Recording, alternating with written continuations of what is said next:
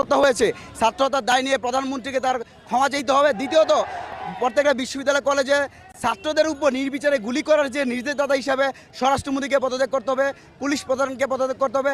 শিক্ষার্থীদের নিরাপত্তা দিতে ব্যর্থ হয় শিক্ষামন্ত্রীকে পদত্যাগ করতে হবে।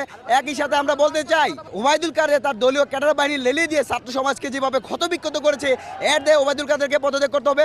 আমরা দেখতে পেয়েছি তথ্য প্রতিমন্ত্রী, তথ্য যোগাযোগ প্রযুক্তি মন্ত্রী পুরো বাংলাদেশকে ডিজিটালি ক্র্যাকডাউন করে যে জিম্মি করছে, এর দেয় জনাব পলক আহমেদকে পদত্যাগ করতে হবে।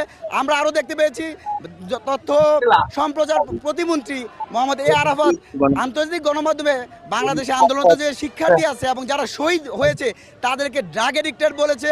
এই যে কুরুচিপূর্ণ বক্তব্য, আন্দোলনকে ভিন্ন খাতে প্রভাবিত করার যে প্রক্রিয়া, এর জন্য জনাব এম আরাফাতকেও পদত্যাগ করতে হবে। পাশাপাশি আমরা বলছি, যতদিন না পর্যন্ত আমাদের প্রত্যেকটা বিশ্ববিদ্যালয় কলেজে পুলিশ, র্যাব, বিজিবি, সেনাবাহিনী প্রত্যাহার করবে না,